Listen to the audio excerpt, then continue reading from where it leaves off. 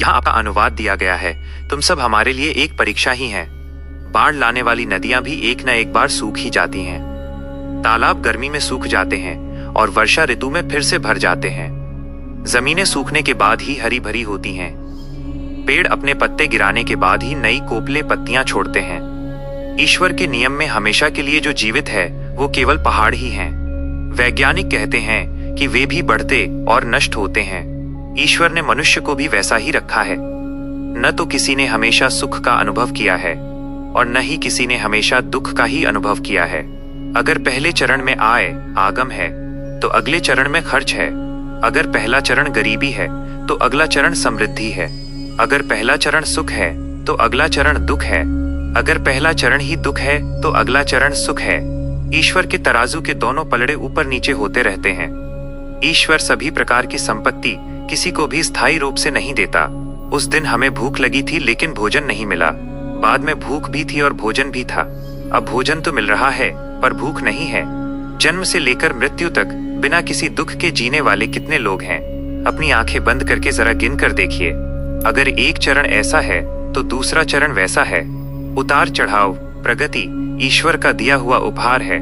दया करुणा उसकी ओर से ली जाने वाली परीक्षा है। अगर तुम्हारी सोची हुई हर बात सच हो जाए तो तुम्हें ईश्वर पर विश्वास करने की आवश्यकता ही नहीं होगी। जब भी तुम्हारी बनाई योजनाएं विफल होती हैं, तब इसका अर्थ यह है कि तुमसे ऊपर कोई है जो उसे चला रहा है। जब भी तुम्हारी योजनाएं सफल होती हैं, तब इसका अर्थ यह है कि ईश्वर ने तुम्हें अनुमति दे दी है। गिरावट अवनति में विचलित मत हो और न ही उत्थान सफलता में अहंकार या भ्रम में पड़ो।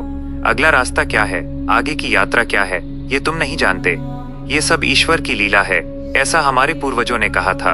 हमारे पुराण और इतिहास कहते हैं कि ईश्वर के अवतार भी ईश्वर की परीक्षा से नहीं बच पाए। दैवीय पुरुष श्री राम को भी यह नहीं पता था कि नकली हिरण कौन सा है और असली हिरण कौन सा।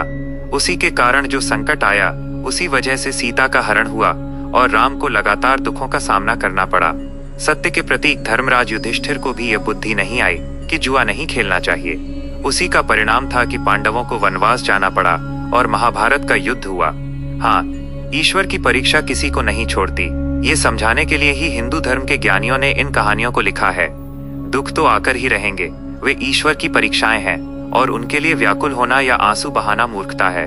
तुम्हें इस बात का एहसास कराने और दुख में भी एक सुकून शांति देने के लिए ही उन्होंने इसे लिखा है।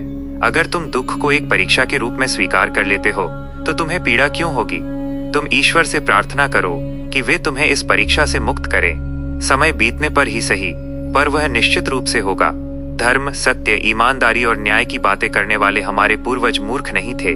कठिनाई में भी ईमानदार रहो, भले ही तुम्हारे साथ धोखा हो जाए, पर तुम दूसरों को धोखा मत दो।